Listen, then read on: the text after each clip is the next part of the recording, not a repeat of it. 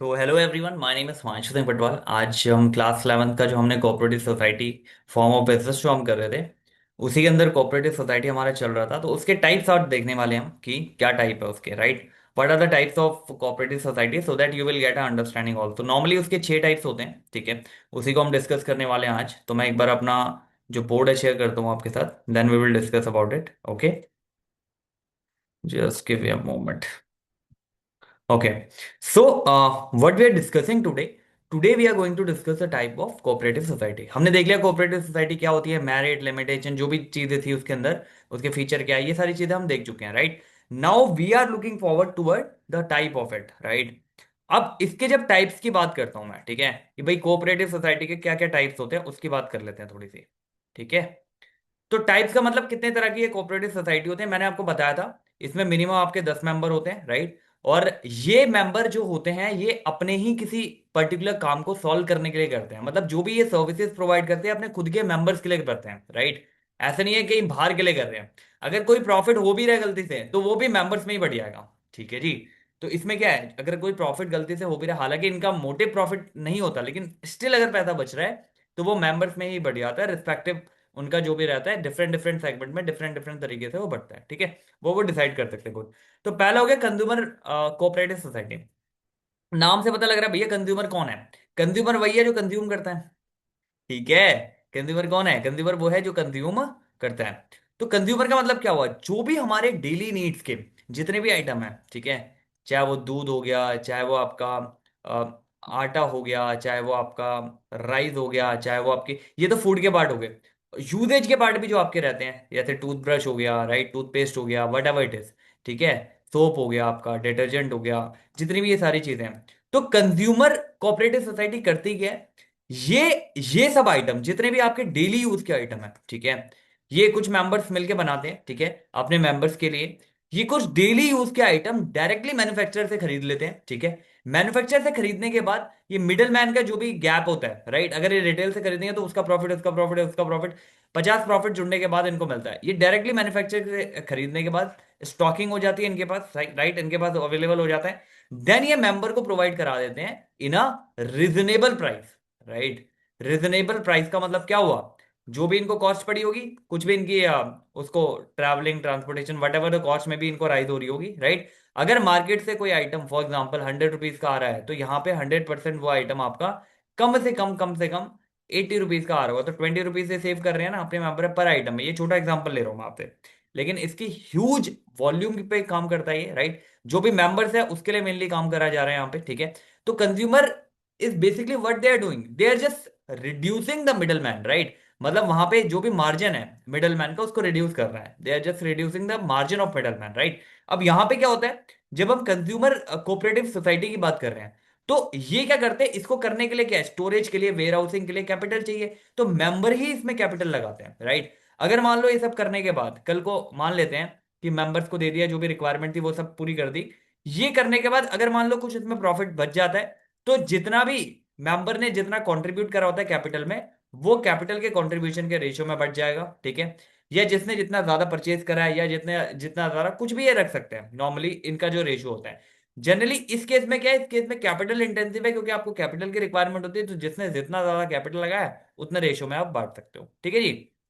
तो अकॉर्डिंगली अब वो खुद डिसाइड करते हैं कि किस रेशियो में उनका बटना है। तो कंज्यूमर कोऑपरेटिव सोसाइटी बेसिकली जो बेसिक कंज्यूमर की आपने सुना होगा, जैसे आप किसी शॉप से कोई सामान खरीदते हो, वो एमआरपी से ज्यादा नहीं मिलना चाहिए, ये आपका कंज्यूमर राइट है, राइट। बट कोऑपरेटिव में क्या होता है, ये जो एमआरपी है that is the maximum retail price, right. ये जब वही चीज मैन्युफैक्चर से खरीदेंगे, ठीक है, हो सकता है आपको मार्केट में मिल रही हो 100 रुपए की, इनको मैन्युफैक्चर से डायरेक्ट खरीदने में हो सकता है 70 रुपए की मिल जाए, फ्री मेंबर को 80 की दे रहे हैं। तब भी ये 10 का जो मार्जिन हो रहा है, मतलब जो भी इनका ट्रांसपोर्टेशन का खर्चा, इधर उधर के 50 खर्चे हो गए, वो सारे खर्चे इनके निकल रहे हैं जो भी ऑफिशियल खर्चे हैं, राइट। स्टिल अगर कोई प्रॉफिट बच जाता है वो मेंबर पे बढ़ जाता है, रिस्पेक्टिव रेशियो जो भी है डिसाइड करेंगे। तो पहला होगा कंज्यूमर कोऑपरेटिव सोसाइटी, ठीक है। तो वही दो एग्जांपल देख लो यहाँ पे मैंने दे रखे हैं। पहला, what is the primary operation strategy by consumer cooperative society to lowest the price to its member, ठीक है। seeking direct corporate balance, no। यहां पे क्या करते हैं, परचेज करते हैं goods in bulk directly from the wholesaler, जो भी मैन्युफैक्चर होलसेलर हो गया, और एलिमिनेट कर देंगे मिडल मैन को, राइट। यहाँ पे जो ये होलसेलर बोल रहा है, तो होलसेलर की जगह ये डायरेक्टली मैन्युफैक्चरर से खरीद सकते हैं, ठीक है। मैन्युफैक्चरर क्या हो गया, मैन्युफैक्चर ही होलसेल में आपको देता है, राइट। होलसेल में जब वो दे रहा है किसी पर्टिकुलर पर्सन को, फिर ये होलसेलर आगे रिटेल में बेच रहा है, ठीक है।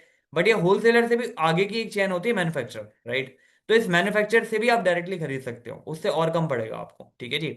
तो यहाँ पे होलसेल लिखा है, अगर यहाँ पे मैन्युफैक्चरर भी लिखा होता तो आप मैन्युफैक्चरर को कंसीडर करके, ताकि जितने भी मिडल मैन है उन सबको एलिमिनेट करके देन अकॉर्डिंगली ये प्रोसीड करें, राइट।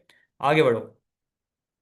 कहता है जी, if a consumer cooperative society accumulate कर देता है नेट प्रॉफिट सरप्लस, तो मैंने बताया डिस्ट्रीब्यूट होता है या तो मेंबर का कंट्रीब्यूशन में, या तो कौन कितना खरीद रहा है उसके हिसाब से, उनकी मर्जी है किसमें करेगा। Entirely founded based on the number of hours spend on the basis of capital contribution और द इंडिविजुअल परचेज वॉल्यूम। बोला ना मैंने कि जो भी परचेज ज्यादा कर रहा है उसके हिसाब से उसको बांट दो, क्योंकि प्रॉफिट तो उसी की वजह से हो रहा है ना।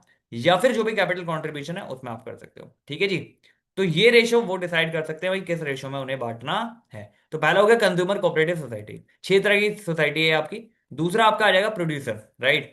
प्रोड्यूसर कोऑपरेटिव सोसाइटी का मतलब क्या है, प्रोड्यूसर मतलब क्या है, प्रोड्यूसर का मतलब आपको पता चल रहा है जो बना रहा है, राइट। अगर आप छोटे प्रोड्यूसर हो, कोई चीज आप बना रहे हो, तो आपको किस चीज की रिक्वायरमेंट है, आपको रॉ मटेरियल की रिक्वायरमेंट होगी, राइट। आपको मशीनरी की रिक्वायरमेंट हो सकती है, आपको फैक्ट्री की जगह की रिक्वायरमेंट हो सकती है, राइट। तो कुछ मेंबर्स इससे रिलेटेड जो प्रोड्यूसर खुद होते हैं, वो यहाँ पे कोऑपरेटिव सोसाइटी बनाते हैं। तो जो जो चीजें आपको एज अ इनपुट के सोर्स पे चाहिए, ठीक है, जो भी चीजें इनपुट के सोर्स पे चाहिए उसको प्रोड्यूस करवाते हैं, उसको आपको करवाते हैं अरेंज, राइट। जो कि रिजनेबल प्राइस पे अरेंज हो जाए, ठीक है। ताकि जो भी आप प्रोडक्ट बना के बेचो उसकी जो कॉस्ट है वो कम हो, ताकि आपका प्रॉफिट मार्जिन ऑटोमेटिकली इंक्रीज हो जाए। Are you getting my point. तो प्रोड्यूसर इज सिंपली दैट, जो भी चीजें आपको रिक्वायर्ड है, एक प्रोड्यूसर को जो भी चीजें रिक्वायर्ड होती है to run a stable production, to run a stable factory, right, वो प्रोवाइड करना। अब इस प्रोड्यूसर को हो सकता है किसी फैक्ट्री की जरूरत हो सकता है इनपुट की जरूरत हो सकता है किसी पर्टिकुलर मटेरियल की जरूरत हो सकता है मशीनरी की जरूरत है। तो जो भी जरूरत है उसकी जरूरत है पूरी करना, ताकि वो जो प्रोडक्ट बना पा रहा है वो इफेक्टिव यूटिलाइजेशन के साथ लो कॉस्ट पे बना पाए, ताकि लो कॉस्ट पे बनाएगा तो आगे उसको अकॉर्डिंगली प्रॉफिट होगा, राइट। तो ये समझ में आएगा प्रोड्यूसर की बात क्या करते हैं, यहाँ पे सारे प्रोड्यूसर ही मिले हुए हैं, राइट।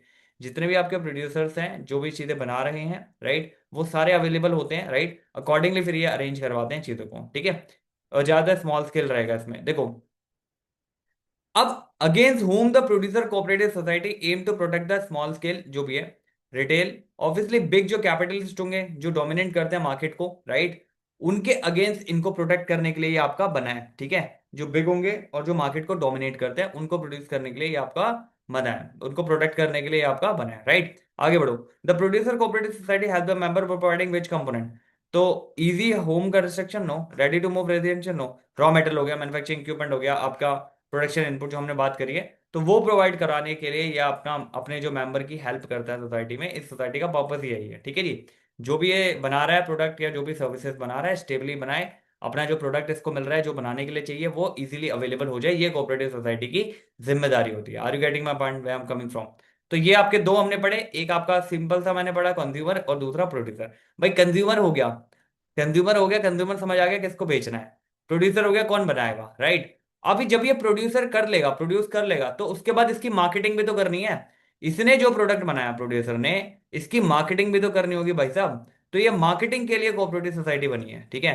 अब मार्केटिंग के लिए क्या है, मार्केटिंग का मतलब सिंपल सा है कि जब तक प्रोडक्ट के बारे में पता नहीं चलेगा वो सेल कैसे होगा, राइट। अब उसकी मार्केटिंग कैंपेन करनी है तो इसके लिए एक पूरी सोसाइटी बनेगी। यहाँ पे भी जितने अपने प्रोड्यूसर रहते हैं, प्रोड्यूसर क्या है मिलके एक मार्केटिंग अपना कोऑपरेटिव सोसाइटी बना लेते हैं, जिससे क्या होता है उनका जो भी प्रोडक्ट बन रहा है वो मार्केट में दिखेगा तभी तो बिकेगा। आपको समझ आ रही बात क्या हो रही है। तो मार्केटिंग में क्या होता है, they are doing the marketing through the different different segment, right. हो सकता है ये होर्डिंग के थ्रू मार्केटिंग कर रहे हो, राइट। हो सकता है कोई एडवर्टाइजमेंट के थ्रू मार्केटिंग कर रहे हो, लेकिन इन सब में क्या लगेगा, नगद नारायण, राइट। उस नगद नारायण के लिए कैपिटल कंट्रीब्यूशन लेते हैं मेंबर से ही, एंड देन अकॉर्डिंगली प्रोड्यूस करते हैं। इसका जो भी प्रॉफिट अगर कुछ हो रहा है इसमें, राइट, तो वो जो भी आउटपुट निकल के आ रहा है ना, मतलब मान लो आपने एक पर्टिकुलर एक्टिविटी करी, फॉर एग्जांपल मार्केटिंग कैंपेन चलाया, कुछ भी करा, उसका जो आउटपुट निकल के आ रहा है, जिसका जितना ज्यादा आउटपुट है उसके बेसिस पे उसे प्रॉफिट जो है डिस्ट्रीब्यूट हो जाता है। Are you getting my point. तो जितना जिसका जितना भी ज्यादा आउटपुट निकलेगा, मतलब यहाँ पे सीधा इनपुट आउटपुट रेशियो है कि कितना आपने लगाया, मतलब कितना आपने एफर्ट डाला, कितनी चीजें डाली एडवर्टाइजमेंट में, उसका कन्वर्जन कितना आ रहा है, राइट। तो उसके बेसिस पे जिसका जितना ज्यादा कन्वर्जन होगा उसी को ये प्रॉफिट अकॉर्डिंगली डिस्ट्रीब्यूट हो जाएगा उसी रेशियो में। तो मार्केटिंग का सेम काम ये होता है। कंज्यूमर में हमने समझा तो जो कंज्यूमर एंड कंज्यूमर है उसकी डील कर रहे हैं। प्रोड्यूसर में हमने समझा भैया जो बना रहा है, अब बनाने के बाद वो मार्केट पे तो करना है, तो मार्केटर क्या करेगा, मार्केटर यही करेगा भाई जो बन गया है प्रोडक्ट उसको बाहर मार्केट तक पहुंचाना, राइट, लोगों को बताना कि हाँ भैया ऐसा कोई प्रोडक्ट आ गया है मार्केट में, राइट। आपको समझ आ रही बात क्या हो रही है? आगे बढ़ो, एक बार ये देख लेते हैं दो क्वेश्चन क्या कह रहा है। कह रहा है which type of cooperative society perform a pooling, output की पूलिंग करना, राइट। इसका काम क्या होता है? आउटपुट की पूलिंग करना, राइट, सेंट्रलाइज करना, ट्रांसपोर्टेशन करना, स्पेशलाइज पैकेज देना और वेयर हाउसिंग करना, राइट। ये सारे काम इसमें इंक्लूड हो जाते हैं मार्केटिंग में, right. Marketing along with that, output को पूल करना, लेकिन कहीं से कहीं ले जाना हो गया आपका, राइट। सेंट्रलाइज ट्रांसपोर्टेशन काम हो गया आपका, और उसके साथ स्पेशलाइज पैकेजिंग करनी है तो पैकेजिंग भी मार्केटिंग का एक बहुत बड़ा काम हो गया, और वेयर हाउसिंग की क्या फैसिलिटी देनी है। तो द टाइप ऑफ कोऑपरेटिव एक कौन सी होती है? Marketing cooperative society, right. जहां पे आप आउटपुट भी पूल कर रहे हो, सेंट्रल ट्रांसपोर्टेशन भी कर रहे हो, आप अपना स्पेशलाइज पैकेजिंग पे भी काम कर रहे हो, ये भी मार्केटिंग का पार्ट हो गया। जितनी अच्छी पैकेजिंग, जितना अच्छा दिखेगा उतना ही अच्छा बिकेगा, वो वाली चीज है। उसके अलावा वेयर हाउसिंग के ऊपर भी आप काम कर रहे हो for the storage purpose. The distribution of profit among the member in the marketing, ये किस पे बेस्ड होता है डिस्ट्रीब्यूशन? जैसा हमने अभी बात करी कि भाई जो भी मेंबर टोटल उसका जो भी पुल आउट हो रहा है, पुल आउट का मतलब क्या हुआ, जो भी आउटपुट आ रहा है उस पर्टिकुलर जो भी कैंपेन कर रहा है, जो भी चीज कर रहा है, उसमें कितना ज्यादा वो पुल कर पा रहा है, राइट। मतलब कितने आउटपुट वो सेल कर पा रहा है इन शॉर्ट, राइट। जो जितने ज्यादा कर पा रहा है उसके हिसाब से उसका उतना प्रॉफिट मार्जिन होता है। तो इसमें यही बताया कि physical size of the factory no, split regardless no, every member relative contribution to total, जो भी पूल ऑफ अपना ये आउटपुट का जितना भी टोटल पूल हो रहा है उसके बेसिस पे बढ़ जाएगा। ठीक है जी, आपको समझ आ रही है बात क्या हो रही है यहाँ पे? ठीक है, जितना ज्यादा आउटपुट निकलेगा उसके बेसिस पे आपका जो प्रॉफिट है वो बढ़ जाएगा। ठीक है, आगे बढ़ो। तीन पढ़ लिया अभी अब तक, कंज्यूमर पढ़ लिया, प्रोड्यूसर पढ़ लिया और उसकी मार्केटिंग पढ़ ली। अब फार्मर की कोऑपरेटिव, ये पूरा अलग सेगमेंट आ गया। देखो फार्मर की कोऑपरेटिव मतलब क्या है, यहाँ पे डिफरेंट डिफरेंट फार्मर मिलके कोऑपरेटिव सोसाइटी बनाते हैं, ठीक है। अब ये मिलके कोऑपरेटिव सोसाइटी का मतलब क्या होता है? सबसे पहले फार्मर जो होता है ना, सबसे ज्यादा प्रॉब्लम इन्हें क्या आती है कि जो भी ये क्रॉप्स उगा रहे हैं, जो भी चीजें उगा रहे हैं, right, whatever they are raising, तो एक तो इनको दिक्कत आती है उन्हें स्टोरेज की। स्टोरेज की दिक्कत क्या आती है भाई, खराब होने के चक्कर में जल्दी कम दाम में बेच देते हैं, एक तो स्टोरेज हो गया। दूसरा, इन्हें एमएसपी नहीं मिलती, मिनिमम जो सेलिंग प्राइस है वो नहीं मिलता, राइट। जो भी कॉर्पोरेट आते हैं वो आके झटके से जो भी आप ये कह लो कि अपना जो कम रेट में है उनसे ये खरीद लेते हैं, राइट। कई बार ऐसा भी होता है इनकी जो कॉस्टिंग होती है, कॉस्ट टू कॉस्ट ही इन्हें बेचना पड़ता है, राइट, अदरवाइज वो भी इनको लॉस हो जाएगा। तो इनकी प्रॉब्लम सॉल्व करने के लिए इन्होंने ही खुद एक कोऑपरेटिव सोसाइटी बना ली, जिसमें वेयर हाउसिंग की फैसिलिटी कर दी, ठीक है। अपना जो जितने भी ये क्रॉप्स बना रहे हैं अकॉर्डिंगली मेट अवेलेबल करवा दिया मार्केट को, जैसे ट्रांसपोर्टेशन आ गया उसमें जितनी भी चीजें उसके भीतर आ गई, राइट। जितनी भी चीजें ऐसी आ गई जो कि इसको फार्मर को एक अपने जो क्रॉप्स है पर्टिकुलरली उसका सही रेट मिले, उसका जो मिनिमम सेलिंग प्राइस है अकॉर्डिंगली वो मिले, राइट। उसके लिए क्या करना पड़ेगा, वो गुड्स प्रोड्यूस करवाने पड़ेंगे वहां पे, वहां तक ले जाने पड़ेंगे जहां पे वो एक्चुअल में बिकते हैं मार्केट में। अब वहां ले जाने के लिए स्टोरेज की जरूरत होती है, तो गुड्स सही भी तो रहनी चाहिए, पता लगा वहां पहुंचते पहुंचते ही वो खराब हो जाए, तो स्टोरेज की फैसिलिटी जिसमें कूलिंग, कूलिंग हो गया, रेफ्रिजरेटर हो गया, ये सारी फैसिलिटी होती है। जैसे मान ली पेरिशेबल तो कुछ बना रहा है, राइट, मान ली पटेटो बना रहा है, टमाटो बना रहा है, ये सब चीजें कुछ भी बना रहा है, आलू हो गया, प्याज हो गया आपका, आपका टमाटर हो गया, भिंडी होगी, मतलब जो भी सब्जियां होगी वेजिटेबल में मेन ऑफली। तो इसमें क्या है, इसमें आपका जो है एक कूलिंग टैग बना हुआ है, क्योंकि ये चीजें पेरिशेबल है, ये जल्दी खराब होने वाली चीजें हैं, ठीक है। तो ये देखा जाएगा कि फार्मर को कितना इसमें बेनिफिट हो रहा है out of this corporate cooperative society जो है उससे कितना बेनिफिट उसको हो रहा है, राइट।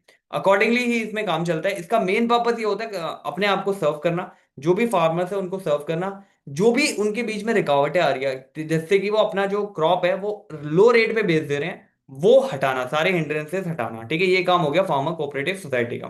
दो क्वेश्चन देख लो इसमें फार्मर कोऑपरेटिव सोसाइटी से रिलेटेड, ठीक है। देखो मेंबर जितनी भी कोऑपरेटिव सोसाइटी है वो मेंबर्स के लिए ही बनी है और मेंबर्स के लिए ही वो काम करती है, ठीक है। बाहर से कोई लेना देना नहीं होता। अब देखो, specific operational problem of a farmer की जो सॉल्व करते हैं for rural farmer, sky rock rental no, exploiting the unorganised industry show no, inefficiency associated with farming tiny, जो भी इनएफिशिएंसी इसमें आ रही है, लैंड होल्डिंग एवरीथिंग, जो भी इनएफिशिएंसी आ रही है उगाने में और उगाने से लेके बाहर पहुंचाने में, तो वो सारी इनएफिशिएंसीज को टेक केयर करता है farmer cooperative society. Are you getting my point? तो फार्मर का काम क्या, फार्मर का काम है उगाना, चीजें उगाना, अच्छे से उगाना।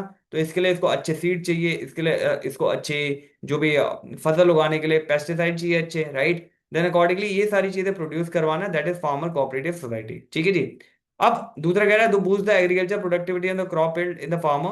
तो क्या करोगे आप? हाई क्वालिटी के सीड दो, केमिकल फर्टिलाइजर दो, मॉडर्न मशीनरी, ये सारी चीजें प्रोड्यूस करना, मतलब फार्मर को जितनी भी चीजें चाहिए, ठीक है, to do a farming plus they will make sure कि भाई जो भी आप फार्मिंग कर रहे हो, जो भी आप फार्मिंग कर रहे हो, आगे जब उसको निकालोगे, राइट, उसकी मार्केट अवेलेबल तैयार होनी चाहिए, उसको लो रेट में आप मत बेचो, राइट, हाई क्वालिटी आप बनाओ।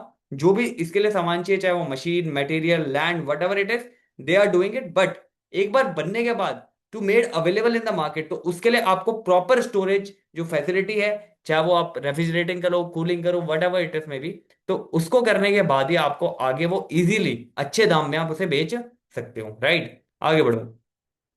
क्रेडिट देखो, क्रेडिट साफ पता लग रहा है, उधारी की बात हो रही है यहाँ पे, ठीक है। तो क्रेडिट कोऑपरेटिव सोसाइटी का मतलब क्या है? मान लो मेंबर्स होते हैं, कुछ मेंबर्स मिलके बनाते हैं, ठीक है, मिनिमम 10 होंगे जैसे मैंने बनाया। अब किसी मेंबर को कोई अमाउंट की जरूरत पड़ेगी, राइट, अब वो कहाँ जाएगा? अगर वो यहाँ पे बैंक के पास जाता है, ठीक है, बैंक के पास जाता है, कहता है जी मेरे को पर्सनल लोन दे दो, तो बैंक क्या बोलेगा? बैंक बोलेगा भाई दे तो दूंगा, लेकिन इंटरेस्ट रेट में हाई चार्ज करूंगा, ठीक है, मजबूरी में बंदे को लेना पड़ता है। तो यहाँ पे ऐसा नहीं होता। यहाँ पे कोऑपरेटिव सोसाइटी में अपने मेंबर्स के लिए जो भी रेट रखा जाता है वो बहुत ही लो रखा जाता है, राइट। तो क्योंकि ये मेंबर का ही पैसा है, राइट, मेंबर क्या कर रहे हैं? मेंबर अपना एक कंट्रीब्यूशन देते हैं, ये हो सकता है हर महीने कोई कंट्रीब्यूशन दे रहे हैं, और अगर मान लो किसी को रिक्वायरमेंट आती है तो उसको पैसा अकॉर्डिंगली मिल जाता है। तो ये आपकी कोऑपरेटिव सोसाइटी, ये आपकी नॉर्मली चलती है, आपने भी आसपास कभी देखी होगी, राइट।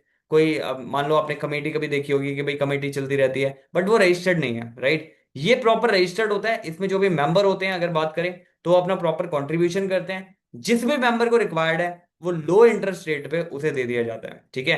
ताकि ये जो बिग बैंक्स है, राइट, बैंक्स हो गए, फाइनेंशियल इंस्टीट्यूशन हो गए, इनकी जो हायर रेट चल रहे हैं उससे बचा जा सके, राइट, इंटरेस्ट रेट जो आपकी कॉस्ट है उससे बचा जा सके। इस रीजन की वजह से अगर हम बात करें, तो क्रेडिट कोऑपरेटिव सोसाइटी जो है आपकी वर्क करती है अपने मेंबर्स के लिए, to produce them the low interest rate, right, on the loan whenever they need it, right. अब यहाँ पे वही चीज है, द प्राइमरी पर्पस बोल रहा है क्रेडिट कोऑपरेटिव सोसाइटी का, तो भाई क्या प्रोटेक्ट कर रहा है मेंबर के लिए? सबसे पहला, high price of wholesale, no. High the legal complexity mandate business, no. Exploit the unorganised lender charging high, जो भी हाई इंटरेस्ट चार्ज कर रहा है लेंडर, उसको उसकी एक्सप्लॉइटेशन से बचाने के लिए क्रेडिट कोऑपरेटिव सोसाइटी बनाई है मेंबर ने खुद मिल के, right. From where does the credit cooperative society primary secure the capital? Member से ही करेगी, right, to grant the loan. तो इसमें इंटरनेशनल वेंचर से लेती है, mandatory public, no. Capital and deposit collected by और ऑन मेंबर, ऑब्वियसली ये जब मेंबर्स के लिए सारी काम कर रही है तो भाई मेंबर ही तो देंगे पैसे। अगर मेंबर पैसे देंगे, उसको इकट्ठा करेंगे, तब किसी एक बंदे को जरूरत है तो उसको दे देंगे अकॉर्डिंगली। आपको समझ आ रही बात क्या हो रही है? तो it totally depending on the member thing, right. Member he contribution कर रहे हैं, मेंबर ही हेल्प कर रहे हैं उस मेंबर की जिसको रिक्वायरमेंट है उस टाइम पे, ठीक है जी। क्रेडिट भी समझ में आ गया आपको? आपने क्या देखा? पहले कंज्यूमर का देख लिया था, प्रोड्यूसर का देख लिया था, उसकी मार्केटिंग देख ली थी, फार्मिंग का देख लिया, फिर आपने क्रेडिट का देख लिया। अब लास्टली क्या होता है? सारी चीजें होने के बाद बंदा कहाँ पे आके आराम करता है? कोऑपरेटिव हाउसिंग सोसाइटी, ठीक है। अब कोऑपरेटिव हाउसिंग सोसाइटी का मतलब क्या हुआ? भाई इसमें क्या होता है, इसमें जितने भी मेंबर होंगे वो लो इनकम रहेंगी जिनकी, राइट, जो वन टाइम में ऑब्वियसली घर को अफोर्ड नहीं कर सकते हैं। तो इसमें क्या होता है, ये कोऑपरेटिव सोसाइटी में मिलके ये क्या करते हैं, नॉर्मली इनका इस तरीके से चलता है कि लैंड खरीदते हैं, उसके ऊपर फ्लैट्स बनाए थे, एंड देन फ्लैट्स ये मेंबर को डिस्ट्रीब्यूट करते रहते हैं। और डिस्ट्रीब्यूट करने का मतलब है मेंबर यहाँ पे फ्लैट्स के लिए इंस्टॉलमेंट पे करता है, right. Whatever the instalment में भी मंथली बेसिस पे जो भी रहेगा उसके बजट के हिसाब से, 1 BHK, 2 BHK, 3 BHK, 4 BHK, what ever the BHK में भी यू वांट टू गो, तो उसमें आप अकॉर्डिंगली जा सकते हो। तो इसका काम ये होता है भाई, रीजनेबल रीजनेबल में और इंस्टॉलमेंट में मेंबर्स के लिए हाउसिंग का बंदोबस्त करा जाए। जो रोटी कपड़ा मकान, जो बेसिक नेसेसिटी है, उसको प्रोवाइड करा जाए। यहाँ पे नॉर्मली वो मेंबर आपको मिलेंगे जिनकी ऑलरेडी लोअर इनकम है, तो वो कुछ कंट्रीब्यूट कंट्रीब्यूट करके, मेंबर के ही कंट्रीब्यूशन से वो चलता है, राइट। मेंबर का जो कंट्रीब्यूशन होता है उसी के अकॉर्डिंग उनकी जो हाउसिंग सोसाइटी है वो चल रही है। और हाउसिंग सोसाइटी चलने का मतलब ये है कि यहाँ पे हर एक मेंबर के लिए, राइट, किसी भी मेंबर को फॉर एग्जाम्पल घर लेना है या अफोर्डेबिलिटी करवानी है तो वो इजीली मिल जाए, इसके लिए ये बना गया है, ठीक है जी। आगे बढ़ो, 2 क्वेश्चन कर लो इसके। उसके बाद ये 6 टाइप की आपकी जो है सोसाइटीज इसमें अवेलेबल है। एक आइडिया लग गया होगा आपको कि क्या सोसाइटी होती है, सारी चीजें। एक क्वेश्चन देख लेते हैं पहले।